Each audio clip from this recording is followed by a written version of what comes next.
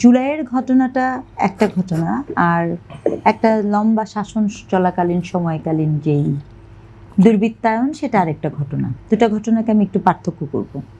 আপনার যে প্রশ্নটা স্পেসিফিক জুলাই কেন্দ্রিক, আপনি বলছেন যে যারা মারা গেছে, দেখেন আমি যে কোনো অর্থেই মনে করি যে যেই মানুষগুলো জুলাইয়ে মৃত্যুবরণ করেছে, একজন মানুষ হিসেবে আমি ভীষণ রকমের সেই পরিবারগুলোর যে বেদনা, সেই বেদনাটাকে আমি কিন্তু শ্রদ্ধা করতে চাই। মৃত্যুবরণ করেছে না খুন হয়েছে, কোনটা বা হত্যা হয়েছে? আমি খুন হয়েছে বলবো না, ঠিক আছে, কারণ ওটি কোনো পরিকল্পিত খুন না।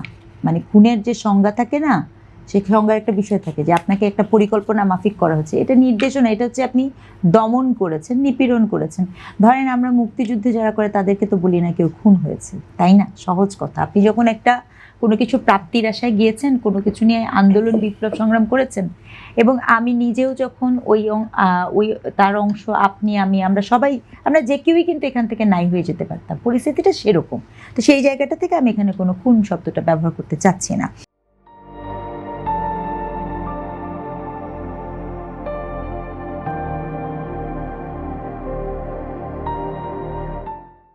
এখন এখানে যে ব্যাপারটা ঘটেছে, আমার হিসাব মতে, মানে আমার হিসাব মতো বলতে আসলে গভর্নমেন্টের হিসাব অনুযায়ী এই 843 জন, এটা গভর্নমেন্টের, বাংলাদেশ সরকারের হিসাব, এই জন্য বলছি, এই 843 জন মানুষ যে মারা গেছেন, তাদের পরিবারের উপর দিয়ে যা গেছে এটা শুধু তারাই জানে।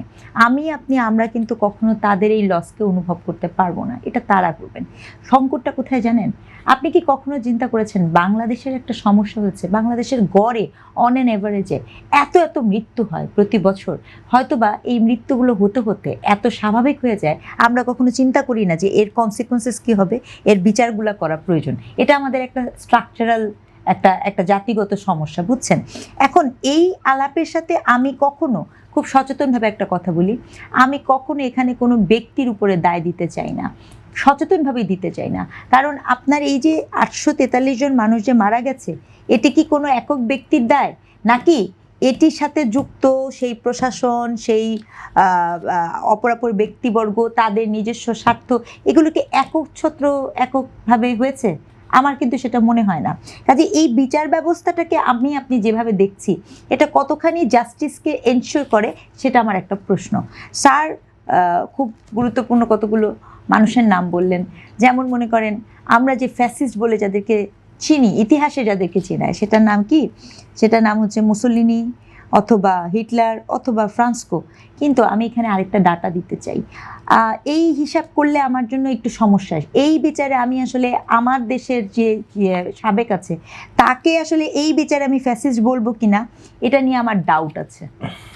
আমি তাকে ফ্যাসিস্ট অন্য বিচারে বলতে চাই, কিন্তু সংখ্যা দিয়ে বলা যায় কি না। কেন? আমি আপনাকে বলি, হিটলার 1933 সাল এবং 45 সালের মধ্যে সে মানুষ মেরেছে 70 লক্ষ, 17 মিলিয়ন, যেটি ছিল একটা রেশিয়াল ক্লিনিং। মুসোলিনি 1943 সালে মানুষ মেরেছে ইতালির 5 লাখ। ফ্রান্সকো 1939 সালে মানুষ মেরেছে 1 লাখ থেকে 2 লাখ। কাজেই লাশের সংখ্যা দিয়ে, মৃত্যুর সংখ্যা দিয়ে আমি ফ্যাসিস্ট বিচার করি না, এবং আমার ধারণা মতে কোনো তত্ত্ব এভাবে ফ্যাসিস্ট বলে না। ফ্যাসিস্ট কোনটাতে বলে? যখন আপনি একনায়কতন্ত্র স্থাপন করবেন, যা কিনা করা হয়েছিল, ভিন্ন মতকে দমন করবেন, যা কিনা করা হয়েছিল, আপনি অন্য সকল মতামত, এবং একটা ভীষণ রকমের উগ্র একটা চিন্তা, উগ্র বললেই কিন্তু শুধু রিলিজিয়াস সেন্টিমেন্টে যায় না, একটা পলিটিক্যাল চিন্তাও কিন্তু উগ্র হয়। বিশেষ করে আপনার মাও জেদুংয়ের রেড আর্মি, এই যে বইটা ছিল, সেটাও কিন্তু একটা উগ্র চিন্তা। যে কোনো উগ্র চিন্তার যখন আপনি প্রতিফলন করাবেন রাজনৈতিকভাবে, সেটাকে ফ্যাসিস্ট বলা হয়। তাহলে এই চরিত্রে কিন্তু বিগত যে রেজিম ছিল, সে হচ্ছে ফ্যাসিস্ট। আমি কি বুঝাতে পারছি? সংখ্যার মৃত্যুর হিসাবে যখন আপনি বুঝবেন, তখন আপনি আসলে, আমরা যে চর্চাটা করছি এটা অনেক বেশি রেটরিক, কিন্তু আমি যদি এটার গভীরে যাই, তাহলে তার যে শাসন ব্যবস্থা, সেই শাসন ব্যবস্থা ছিল হচ্ছে ফ্যাসিস্ট। এবং সেই বিচার যদি আপনি করতে বসেন, আমাকে কিন্তু অনেকের বিচার করতে হবে। এখানে একটা বড় মিসিং লিঙ্কে কিন্তু আমরা চলে যাচ্ছি। ধরেন আপনার যিনি একটা প্রতিষ্ঠান থেকে আপনি আক্রমণ করেছেন, আপনি এখন ওই প্রতিষ্ঠানের লোকজনের বিচার টিচার কিচ্ছু করলাম না, যাকে আমি এখানে দেখি না, হ্যাঁ, যে কিনা অন্য দেশে বসে আছে, আমি তার বিচার করছি, কিন্তু যিনি সরাসরি অর্ডার দিয়েছিলেন তিনি এখানে দিব্যি বহাল তবিয়তেই আছেন। এটা কি জাস্টিস হলো? আমার হিসেবে তো এটা জাস্টিস হলো না।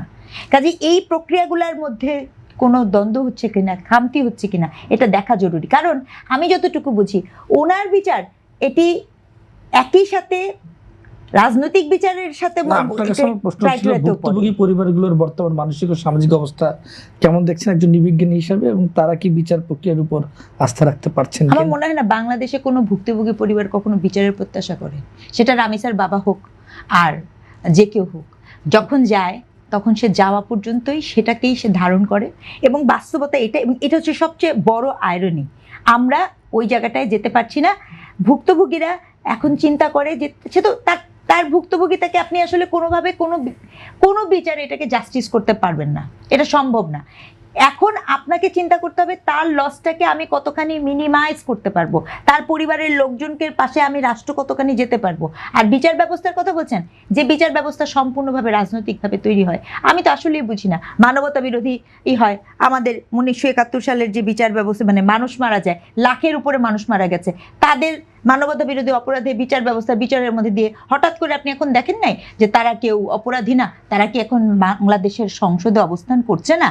কাজে কোন বিচারের কথা আপনি বলছেন? কোন বিচারকে নিশ্চিত করবে? ভুক্তভোগীরা কি এইগুলো দেখে না? যিনি হারিয়েছেন তিনি কি নিশ্চিত? আমি এই জন্যই আপনাকে বলেছি, বিচার করতে গেলে আগে আমাকে পরিষ্কার করতে হবে এটা কি পলিটিক্যাল বিচার হচ্ছে নাকি ফ্যাক্টের বিচার হচ্ছে, আসলেই 1-to-1 এর বিচার হচ্ছে, সেই বিচারের পরিস্থিতি কি ইঞ্জিনিয়ার আছে? আশরাফুদ্দিন আহমেদ বকুল কিসের বিচার হচ্ছে, রাজনৈতিক খালি নাকি একটা factor? সংশোধনী 1400-র বেশি জাতিসংঘের হিসাবেও অসম্পূর্ণ। এটা বাংলাদেশের গভর্নমেন্টের স্যার 843, মানে গভর্নমেন্ট বলছে ধন্যবাদ 843।